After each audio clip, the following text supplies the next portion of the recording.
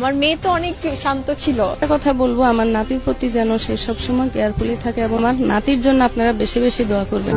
সাকিবের কাছে বুবলির অনুরোধ, মেয়েকে মেনে নেওয়ার দাবি।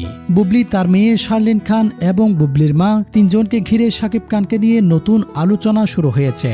সাংবাদিকদের ক্যামেরার সামনে বুবলি দাবি করেন তার মেয়ে শার্লিন খুব শান্ত ও সুন্দর স্বভাবের একজন মেয়ে, কিন্তু সাকিব খান তাদের যথেষ্ট গুরুত্ব দিচ্ছেন না বলে আক্ষেপ প্রকাশ করেন তিনি।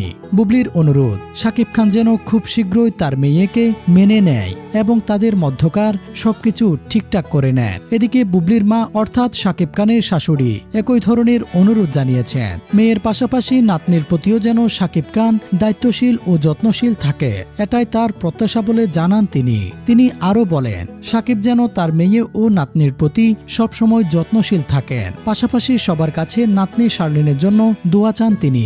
তবে বুবলি ও তার মায়ের এসব বক্তব্যের বিষয়ে সাকিব খানের পক্ষ থেকে এখনো আনুষ্ঠানিক কোনো বক্তব্য পাওয়া যায়নি।